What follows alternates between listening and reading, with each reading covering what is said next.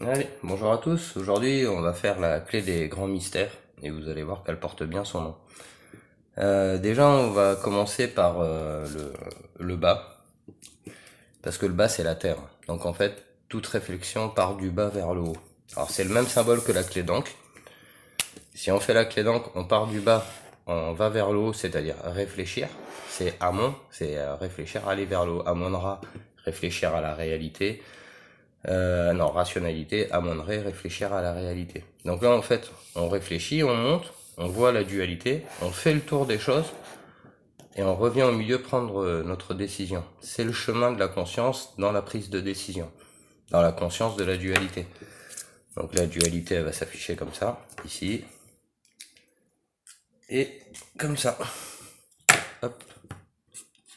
Voilà. Donc, une fois qu'on a compris ça, on a déjà le sens de lecture, en fait, de la clé des grands mystères. Donc, on va vers le bas, on va faire le tour, comme ça le montre ici, là, et voilà. Donc, du coup, on va aller un peu plus loin, et on va après partir là-dessus, hein. Je me suis fait mon petit pense-bête. Tout ça pour commencer que, non, du bas, alors du bas vers le haut, c'est l'axe de réflexion, et là on va voir à droite, donc le côté droite, c'est toujours la matière. La matière, elle est tridimensionnelle, donc on a bien trois angles. Donc ça, c'est l'angularité de la matière, en trois. Et les petits ronds qui sont sur la clé, on les voit là, ces petits ronds qui sont sur la clé, en fait, ils sont, si par exemple, si je prends deux demi-ronds, je fais un rond. Mais si j'en rajoute un troisième, ça devient tout de suite une sphère. On voit bien. Et donc ces trois ronds qui sont sur la clé définissent l'esprit dans la tridimensionnalité. Donc l'esprit de la matière, et la matière, l'angularité de la matière, et les arrondis, le rond de l'esprit qui rayonne, mais alors ça concerne la matière. Nous, notre esprit à nous, il va falloir aller un peu plus haut pour comprendre tout ça. Donc, une fois qu'on a compris, il y a aussi les quatre lettres. Alors, Deus, Homo, Torah. Deus, Homo, Torah, c'est en quatre lettres chaque mot, donc c'est le 4D en fait, c'est la valeur de l'esprit. C'est-à-dire que il y a que l'esprit qui peut lire et écrire, donc ils l'ont mis en quatre lettres. La réalité de notre environnement, il est tridimensionnel, donc il y a bien les trois dimensions dans la matière et dans l'esprit. Et l'écriture en quatre lettres qui représente le principe de 4D, l'esprit, hein, le cube. Il y a bleu, blanc, rouge, donc c'est le bleu, c'est l'esprit, ils l'ont mis en bas du coup.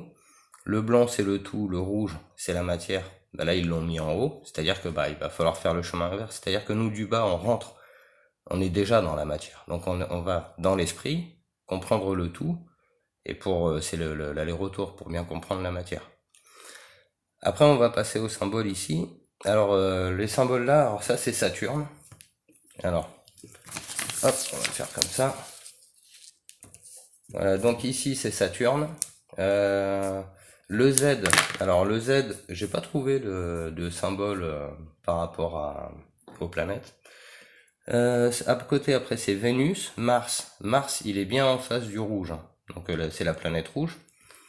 Après c'est Mercure, alors Mars, Mercure, la Lune, ici le demi-C et le Soleil. Et après il y a le R de la rationalité qu'il va falloir remettre à l'endroit. Et pour le remettre à l'endroit, il va falloir faire le tour. Alors après, on va trouver ici les 26 lettres de l'alphabet. Donc dans ce sens-là, donc c'est écrit de gauche à droite, donc ça nous donne ce sens de rotation.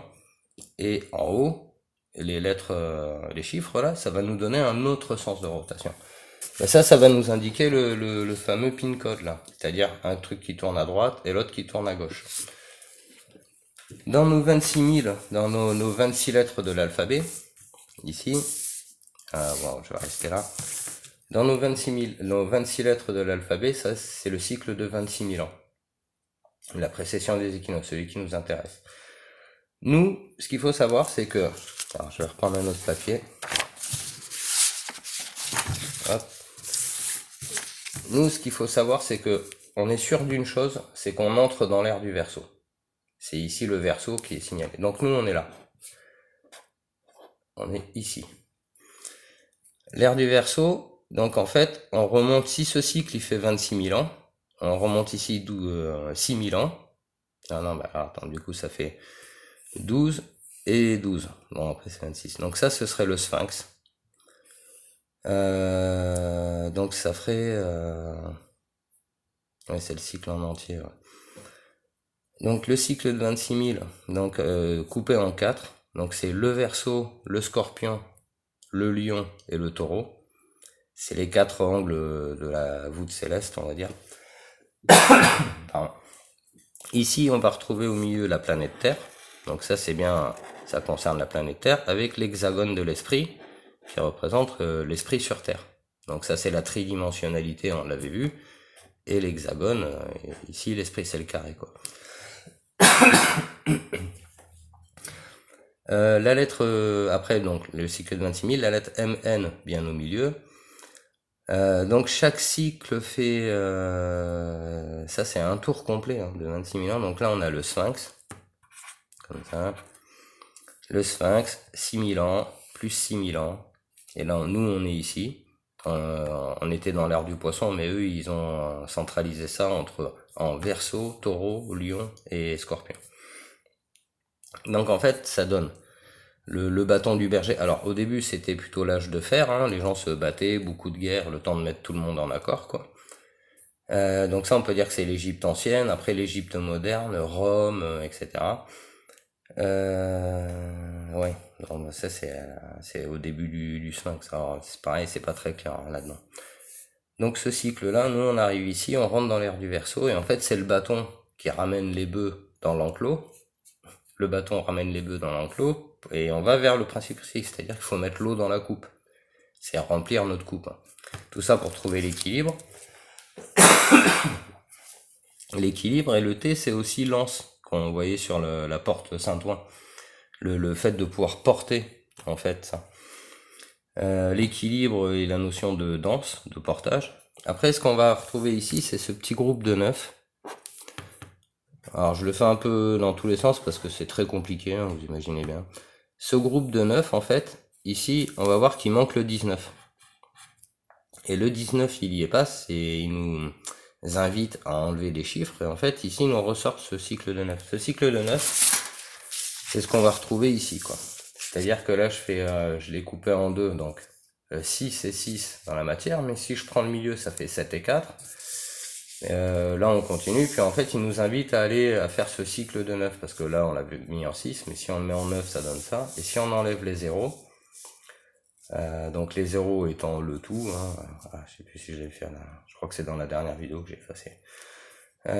Et donc du coup, le cycle c'est 9, 6, 9, 6. Pour sortir pour la compréhension de tout ça, c'est le chiffre 23. Cette boucle de 9, il nous invite à la comprendre ici. C'est pour ça qu'ils ont décalé le 1 et le 10 là.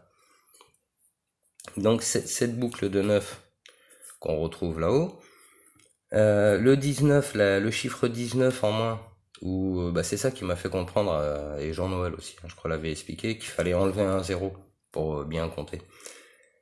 Donc ça c'est la rationalité, l'intelligence, hein, le début de notre ère, quoi. Une fois qu'on a fait ce tour-là, le R de la rationalité, d'un coup on peut le remettre à l'endroit. Que dire de plus? Une minute.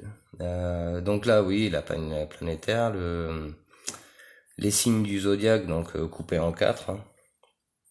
Le groupe de 9, qui nous indique les cycles de 9. Les chiffres de 1 à 20, mais avec le 19 en moins. Donc ça nous indique bien qu'il faut enlever un chiffre. Et d'ailleurs, ça va nous faire passer de 21 ici à 22. Eh ouais, c'est les mecs qui sont forts hein, quand même. Donc ça, ce symbole-là, bon, j'imagine que c'est le bâton qui nous ramène à l'enclos, on remplit notre coupe, on trouve l'équilibre, et ça c'est le point de repère représenté, c'est-à-dire qu'on comprendra ce qu'on est dans notre environnement. Voilà, tout ça pour dire que cette clé des mystères, elle en dit beaucoup sur l'axe de réflexion. Alors on peut aussi décoder sur la symbolique de ces lettres-là, parce qu'on sait que c'est les planètes, hein, bien sûr. Mais alors le H, si on va par là, si on prend par exemple la lettre du bas, Ça fait un espèce de H, comme ça, avec une croix. Le H, on sait que c'est la notion de choix. Donc en fait, on nous invite à prendre cet axe pour réfléchir dans la dimensionnalité. Donc c'est le H, ce qui symbolise le choix, et l'ascension vers le haut dans la dimensionnalité. La lettre Z, qui est juste derrière, avec un truc comme ça, bah le Z, on sait que c'est la dernière lettre de l'alphabet, c'est celle qui va nous amener vers le haut. Donc les mecs, ils nous disent, faites le choix de réfléchir vers le haut, quoi. Après, bah dans le principe féminin, il y a le principe masculin par-dessus. Alors la femme, c'est l'esprit au-dessus de la dimensionnalité, c'est celle qui cherche l'équilibre. L'homme, c'est celui qui en veut toujours plus haut, toujours plus loin. Donc c'est pour ça que l'homme doit mettre le principe féminin au-dessus. C'est ce qui se passe après, avec ce symbole-là. C'est-à-dire que la coupe là au-dessus du symbole de la femme, c'est l'unité aussi. Donc il y a la femme, l'homme, mais l'homme doit s'unifier derrière la femme en fait. C'est le principe féminin qu'on met en avant tout le temps. Après il y a la lune, le C là, cette espèce de C comme ça. Bah lui il nous montre que la moitié gauche, donc on voit pas l'autre côté. Et oui, donc ça c'est le côté matériel, donc on y est déjà. Et il nous invite à aller voir le côté gauche. Donc la lune, ça nous montre le C, la lettre C, qui nous invite à sortir du moi-je, quoi. Au-dessus c'est le soleil, donc c'est pareil, hein, dès qu'on voit un truc comme ça, c'est le point de repère dans son environnement. C'est celui qui a pris conscience de ce qu'il y a autour. Et la rationalité à l'envers, hein, c'est comme Caressator, Rota, le R de Rota, c'est la rotation. Donc le R à l'envers, c'est aussi la rotation. Il nous invite à le retourner. Donc il est là, hein, le R à l'envers. Il nous invite aussi à faire le tour, à retourner. Donc c'est voir les choses à l'envers, les voir en miroir. Bon, bien sûr, pour décoder cette clé, il faut bien suivre les règles. C'est-à-dire à l'ascension, à droite c'est la matière, dans la matière il y a l'esprit. Il y a aussi la capacité de parler, hein, d'écrire et de parler, c'est bien quelque chose dans la matière. Il y a beaucoup de gens qui savent écrire, lire et parler et qui n'ont aucune conscience de tout ça. Voilà, je sais pas trop comment dire, j'espère que ça aura été assez clair. J'en referai peut-être d'autres là-dessus parce que c'est vrai que c'est un sujet hyper compliqué. S'il y a des questions, n'hésitez pas. Au revoir.